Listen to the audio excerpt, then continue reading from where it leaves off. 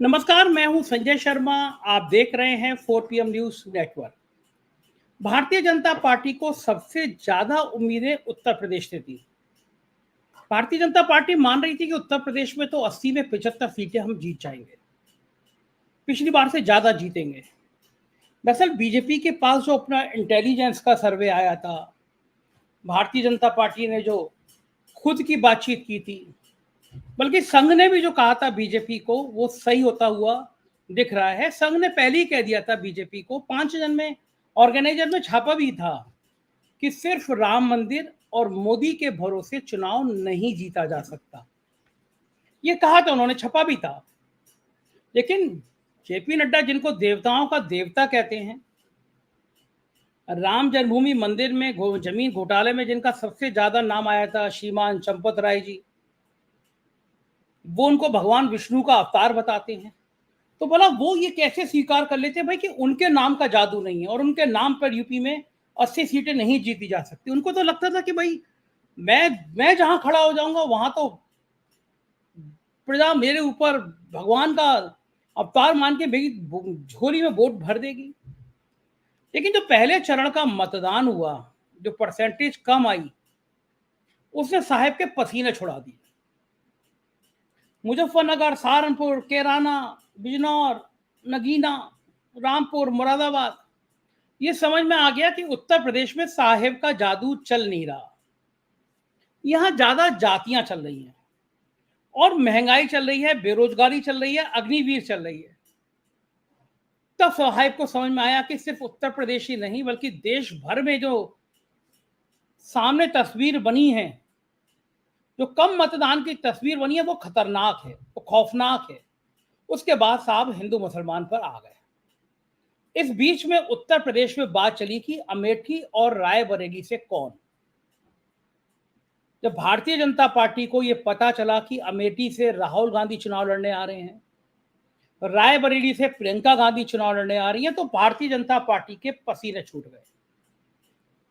पसीने इसलिए छूट गए कि अगर अमेठी और रायबरेली से भाई बहन लड़ते हैं तो जो जमीनी हकीकत है उसमें ना सिर्फ दोनों का जीतना तय है, बल्कि पूरे प्रदेश में इसका एक बहुत व्यापक मैसेज भी जाएगा। कांग्रेस और समाजवादी पार्टी के अलायंस में एक चेतना जगेगी और कांग्रेस के कार्यकर्ता जानबूझ के जो थोड़ी सी लापरवाही भी बरत रहे हैं, उनमें करंट दौड़ेगा कि अब तो राहुल और प्रियंका दोनों आ गए। तब भारतीय जनता पार्टी का खेमा परेशान हुआ कि लड़ाया जाए तो लड़ाया किसको जाए। अमेठी और रायबरेली से उन्होंने कांग्रेस के, समाजवादी पार्टी के नेताओं को तोड़ा, राज्यसभा के चुनाव में तोड़ा। उनको लगा कि हम इनको तोड़ लेंगे, अमेठी में स्मृति ईरानी आ जाएंगी तो फिर राहुल आएंगे नहीं। लेकिन जो राहुल की आदत लोग मानते हैं, बताते हैं कि राहुल थोड़े जिद्दी स्वभाव के, झुकते नहीं है, डरते नहीं है। राहुल ने मंत्र भी दिया था कि भाई जो डरेगा वो हमारे साथ नहीं आए, जो डर। और राहुल कहते भी हैं, मैं मिला था राहुल गांधी से, तो राहुल गांधी ने कहा भी तो अच्छा है, जो डरते थे, सीबीआई से डरते थे, ईडी से डरते थे, इनकम टैक्स से डरते थे, वो चले गए। अच्छा है, अब जो बचे हैं ये ओरिजिनल कांग्रेस है, ये ओरिजिनल ताकत है, देश की विचारधारा की ताकत है। और पिछले 2-3 दिन से प्रधानमंत्री जिस तरह से हिंदू मुसलमान कर रहे हैं, आरक्षण पे डर रहे हैं, मंगलसूत्र तक आ गए, प्रियंका गांधी ने जिस शैली में जवाब दिया है उसने प्रधानमंत्री को बहुत बेचैन कर दिया है। और प्रियंका गांधी जब जब जब मोदी के सामने आई हैं, तब तब उन्होंने ऐसे करारे जवाब दिए हैं जो मोदी तिल मिला के रह गए हैं। आपको याद होगा शुरुआत में 2014 के बाद समय में ही प्रधानमंत्री ने कहा कि वो मेरी बेटी समान है, तो प्रियंका गांधी ने पलट कर कहा कि आप मेरे पिता जैसे नहीं हो सकते, आप इतने निचले स्तर की बातें करते हैं। मोदी जी ने उसको तुरंत नीची जाति से जोड़ दिया कि प्रियंका मुझे नीची जाति का कह रही है। उन्होंने कहा था ना, आप इतनी नीचता भरी बातें करते हैं। हालांकि ये शब्द भी ठीक नहीं था प्रधानमंत्री के लिए, लेकिन बात ऐसे गूंगी। और ऐसे में प्रियंका गांधी ने कल जो मंगलसूत्र को लेकर बयान दिया है कि मेरी मां ने अपना मंगलसूत्र देश के लिए कुर्बान कर दिया, उन्होंने अपना सोना दे दिया, उसने प्रधानमंत्री को, पूरी बीजेपी को तिलमिला दिया है, क्योंकि तो तीखा बयान था। तब भारतीय जनता पार्टी को अपने एक दुलारे नेता की याद आई, जिसका नाम है वरुण गांधी। दुलारे इसलिए कह रहा हूं कि मोदी जी उनके एक ट्वीट से, उनके एक भाषण से, उनके एक लेख से तिलमिला के रह जाते थे। वरुण गांधी वो नाम है जिसने देश के किसानों के लिए, नौजवानों के लिए भारतीय जनता पार्टी का सांसद रहते हुए एक मुखर आवाज उठाई। उन्होंने ट्वीट किया, उन्होंने लेख लिखे, और जब किसानों के हित में लेख लिखे, नौजवानों के हित में लिखे, तो बीजेपी का पूरा कुनबा तिलमिला के रह गया। लेकिन राहुल एक बड़े वर्ग की एक चाहत के रूप में उभरे। उन्हें किसानों ने, पेंशन वाले मुद्दे पे पेंशनरों ने, नौजवानों ने, सबने बहुत पसंद किया। लेकिन जो साहिब के खिलाफ बोले, जो साहिब की नीतियों के खिलाफ बोले, जो देवताओं के देवता के खिलाफ बोले, वो भला कैसे रह सकता है। लिहाजा उसके बाद वरुण गांधी का टिकट काट दिया गया। लेकिन अब रायबरेली से वरुण गांधी को चुनाव लड़ाना चाहती है भारतीय जनता पार्टी। मेरे सूत्र, पुष्ट सूत्र बता रहे हैं कि पहले जेपी नड्डा जी ने फोन किया कि वरुण जी कैसे हैं, क्या है, कैसा मिजाज है, कैसा स्वास्थ्य है। वरुण जी कभी मुलाकात हो, चाय पे चर्चा हो। और मेरे को बताया वरुण गांधी के एक मित्र ने कि वरुण जी ने कह दिया कि अभी मेरी तबीयत ठीक नहीं है, स्वास्थ्य ठीक नहीं है, उसके बाद में कुछ दिन बाद में आपके पास आता हूँ। तब फोन आया अमित शाह जी का, और वरुण गांधी से उन्होंने लंबी बात करी। कहा कि वरुण जी, पिछली बातें भूल जाइए, हम चाहते हैं कि आप रायबरेली से चुनाव लड़ें। तो मेरे को पता है कि वरुण गांधी ने, अमित शाह जी के करीब मित्र ने बताया कि वरुण गांधी ने कहा कि अब वो वक्त नहीं रहा, और अगर मैंने कुछ गलती थी तो आपको पहले मुझे बताना चाहिए था, मेरा टिकट काटा। अमित शाह ने कहा कि पुरानी बातें छोड़िए, अब आपने भी हमें नुकसान नहीं किया, आइए नए सिरे से लाइन चलाते हैं और आप लड़िए, रायबरेली से चुनाव लड़िए। वरुण गांधी ने कहा कि नहीं नहीं, अभी तो मेरा ऐसा कोई इरादा नहीं है, और अगर ऐसा होता तो मोदी जी मुझे खुद फोन करते, प्रधानमंत्री जी फोन करते। और मेरे को पुष्ट पता चला कि परसों प्रधानमंत्री ने वरुण गांधी को फोन किया, और प्रधानमंत्री ने वरुण गांधी से कहा, जो मेरे सूत्र बता रहे हैं, कहा कि देखिए वरुण जी कैसे हो बाबू, तुमने भी हमें बहुत परेशान किया, नुकसान पहुंचाया, तब भी हमने कुछ नहीं कहा क्योंकि तुम तुम्हारे परिवार का हिस्सा हो। अब छोड़ो इन सब बातों को, तुम हमारा ध्यान रखो, और निश्चित मानो हमारी बात मानोगे, हमारे साथ आओगे तो भविष्य में हम भी ध्यान रखेंगे तुमने इस दौर में हमारी बात मानी। तुम प्रियंका गांधी के खिलाफ रायबरेली से चुनाव लड़ो, हम सबका मानना है। और अमित ने भी मुझे बताया है कि जितने सर्वे हुए हैं उन सर्वे में यही बात सामने आएगी, अगर तुम लड़ोगे तो रायबरेली से हम लोग बहुत बड़े मार्जिन से जीतेंगे। और जीत हार छोड़ दो, मेरे ऊपर छोड़ दो सारा चुनाव। मैं तुमसे कह रहा हूं, मोदी तुमसे कह रहा है कि तुम चुनाव लड़ लो। ये संघ की और भाजपा की पुरानी आदत है, ये परिवार में लड़ाई लड़ाते हैं। पिता को पुत्र के खिलाफ कर देंगे, पुत्र को पिता के खिलाफ कर देंगे, भाई को भाई के खिलाफ कर देंगे। सिंधिया परिवार में आपने देखा है, ये संघ की और बीजेपी की पुरानी आदत है। वरुण गांधी ने मेरे सोर्स के हिसाब से बड़े विनम्रता से कहा कि अभी ऐसा कोई विचार नहीं है, और मैं राजनीति में अब इस स्तर तक नहीं जाना चाहता कि लोग मुझ पर सवाल करें। और ये वरुण गांधी की अच्छी बात है कि उन्होंने मान लिया ये बात कि पूरा देश सवाल करेगा कि प्रियंका गांधी के खिलाफ, अपनी बहन के खिलाफ तुम चुनाव लड़ने चले गए। अब वरुण गांधी उस नौजवान पीढ़ी के हैं जो परिवार में झगड़ा नहीं चाहते, और मुझे को पता है कि प्रियंका गांधी वरुण को बहुत प्यार करती हैं। राहुल गांधी भले वरुण के घर नहीं आए, लेकिन प्रियंका कई बार वरुण के घर चली जाती हैं, उनके बच्चों के पास रहती हैं। वरुण के बच्चे भी प्रियंका के पास चले जाते हैं। वरुण को प्रियंका का बहुत अटैचमेंट है। इस अटैचमेंट को खत्म कराना चाहती थी भारतीय जनता पार्टी, रायबरेली से चुनाव लड़ाना चाहती थी भारतीय जनता पार्टी। लेकिन वरुण ने बहुत विनम्रता के साथ मना कर दिया कि मैं रायबरेली से प्रियंका गांधी के खिलाफ चुनाव नहीं लड़ूंगा। एक्चुअली भाजपा को समझ नहीं आ रहा है, क्योंकि स्मृति ईरानी की जो रिपोर्ट है वो भी ये बता रही है कि स्मृति ईरानी का जीतना थोड़ा मुश्किल है। और अब प्रियंका गांधी की सीट पर भी अगर ये मैसेज है, प्रियंका गांधी के सीट पर भी ये मैसेज है कि कोई लड़ने वाला नहीं है, तो जाहिर है बीजेपी परेशान है। तो आज मैं चलता हूँ वरुण गांधी के एक ऐसे सहयोगी के पास, मैं ले चलता हूँ आपको, जिन्होंने किसान आंदोलन में वरुण गांधी का बहुत साथ रखा, बहुत साथ दिया। वरुण गांधी उन पर बड़ा भरोसा करते हैं। वरुण गांधी के दिल की वो बहुत सारी बातें जानते हैं।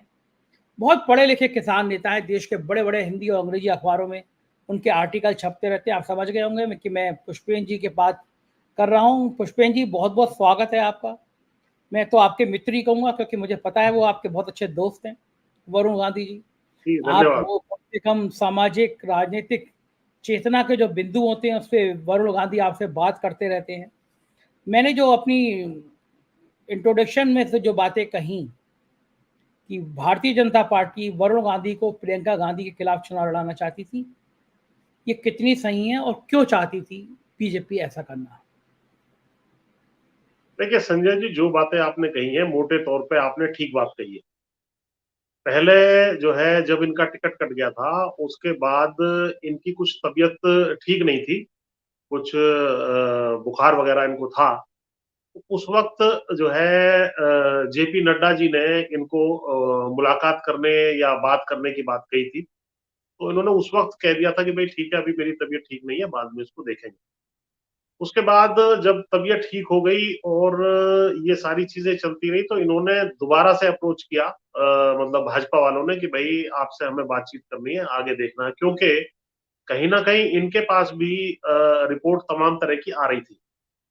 और उसके बाद जब ये 19 तारीख का पहले चरण का चुनाव हुआ है और उसके बाद जो रायता फैला है जिसको कहना चाहिए, और भाजपा को लग गया है कि अब हमें जो भी जिताऊ व्यक्ति है, चाहे वो नाराज हो या हमने उसका अपने दम में आकर के अहंकार में आके टिकट काटा हो, उन सबको हमें बुला लेना चाहिए, उनको बहला लेना चाहिए और उनको जाकर के कहीं ना कहीं टिकट देने की बात करनी चाहिए। तो इस कड़ी में पहले अमित शाह जी द्वारा इनको अप्रोच किया गया और चर्चा की गई, जैसा आपने विस्तार से बताया कि भाई रायबरेली से आप चुनाव लड़ दीजिए। अब ये जानते हैं कि कहीं ना कहीं रायबरेली की जो सीट है, रायबरेली हो, अमेठी हो, सुल्तानपुर हो, ये तीनों सीटें गांधी परिवार की सीटें मानी जाती हैं पहले से ही।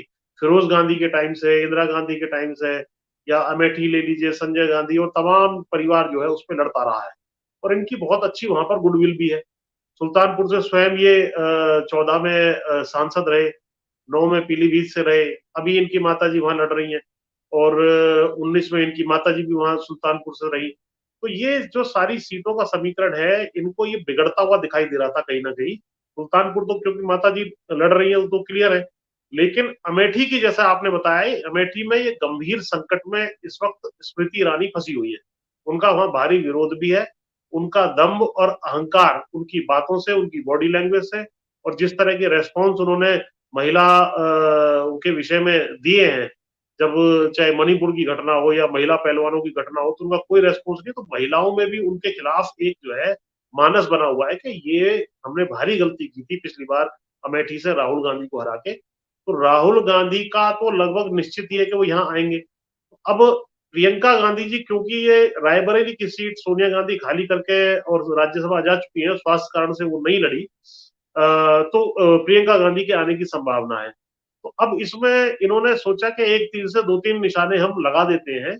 तो इन्होंने ये अप्रोच किया वरुण गांधी को कि भाई एक तो इनकी नाराजगी जो हो रही है वरुण गांधी जी की, उसकी वजह से पीलीभीत में भी बहुत बड़ा असर पड़ा है। मैं आपको बता रहा हूँ, सीट वो फंस नहीं चुकी है, निश्चित रूप से जो है भाजपा वाले और ये जो जितिन प्रसाद है ये हारने जा रहे हैं।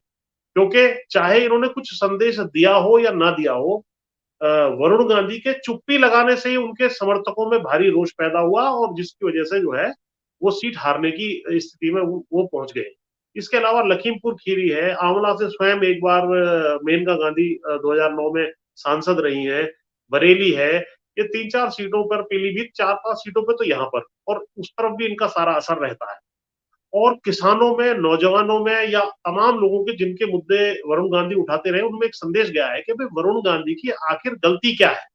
उन्होंने ये जो मुद्दे उठाए थे हमारे हक में उठाए थे, इसी वजह से इनको जो है इतनी बड़ी कुर्बानी देनी पड़ रही है।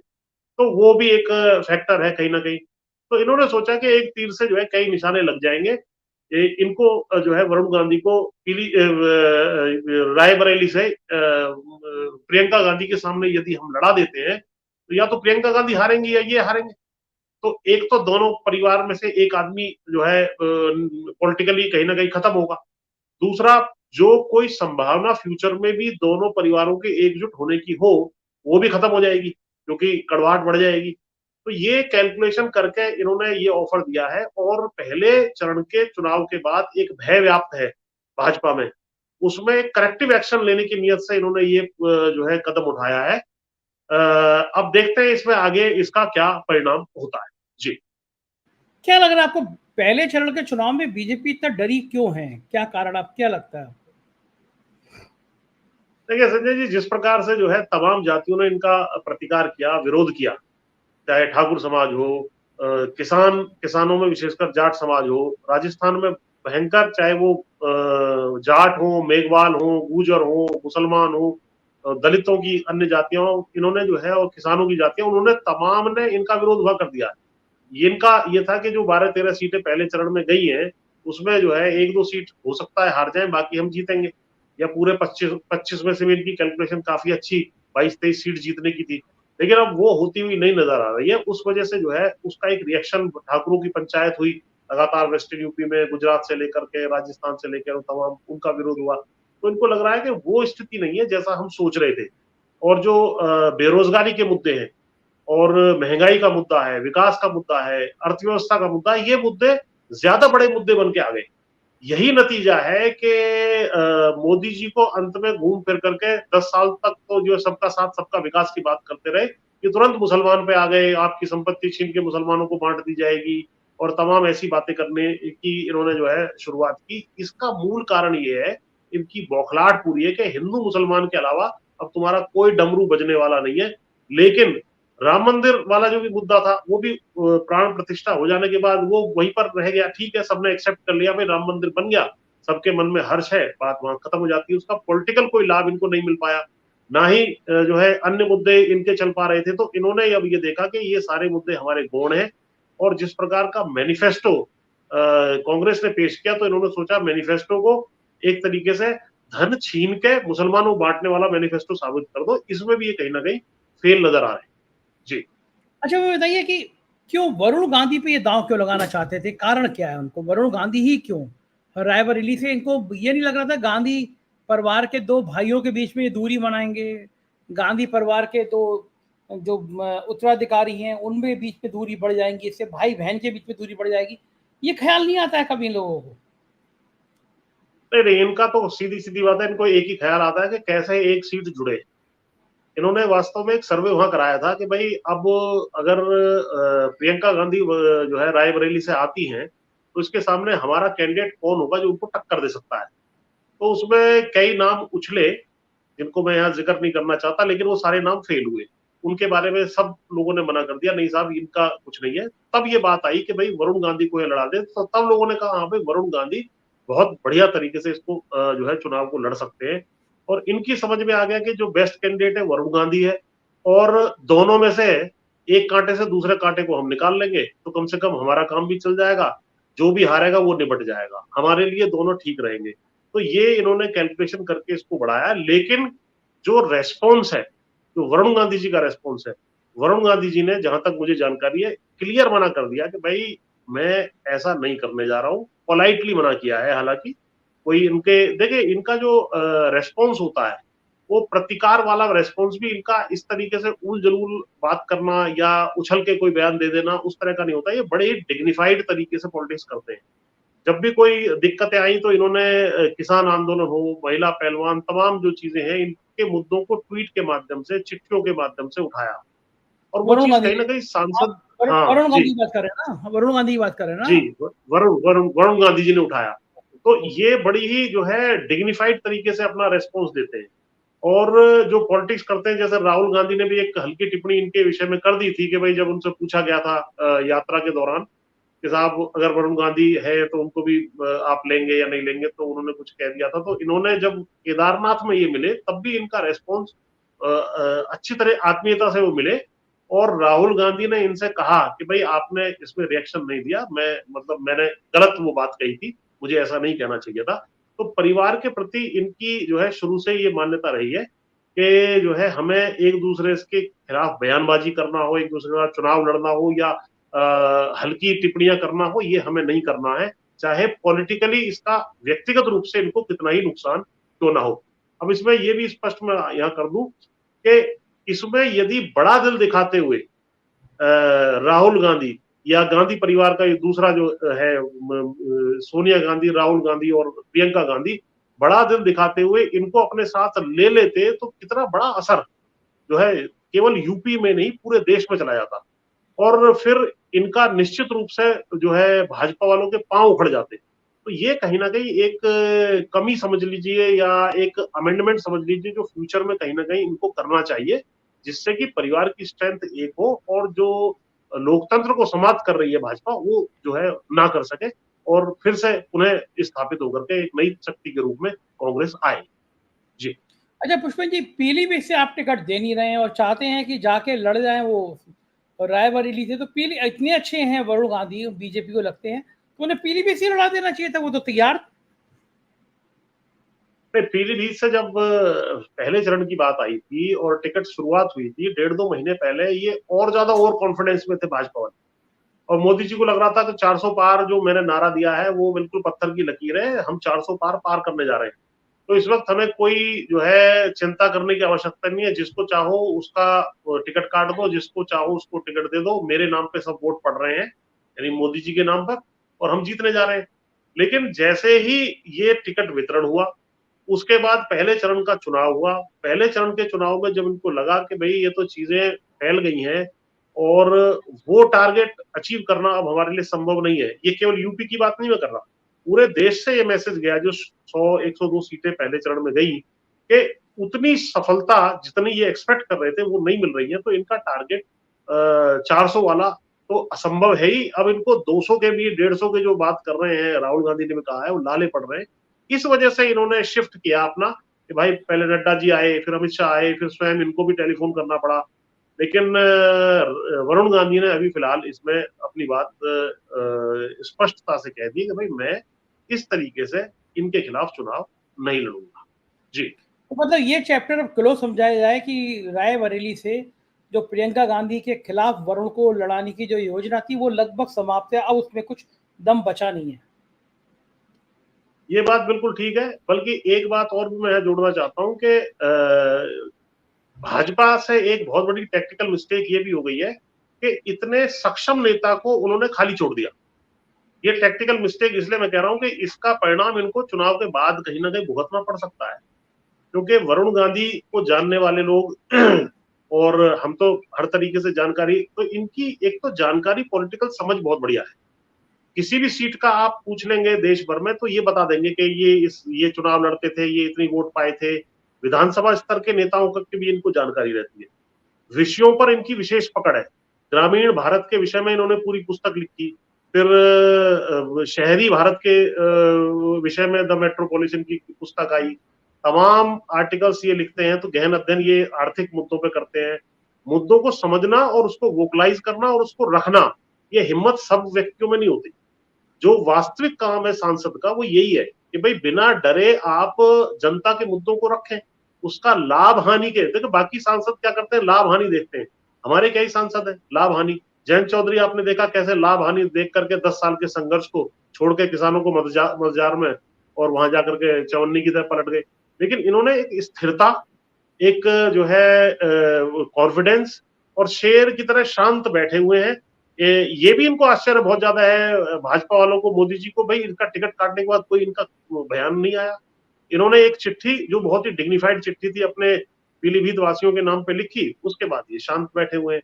माता जी इनका चुनाव लड़ा रही हैं, ना ये किसी के प्रचार में जा रहे हैं, लेकिन इनके शांत बैठने से ही कई सीटों पर प्रभाव पड़ रहा है और आगे भी पहले चरण के नतीजे को देखकर हुए और प्रभाव ना पड़ जाए और स्थिति खराब ना हो जाए, इसलिए इनको ये ऑफर दिया गया है।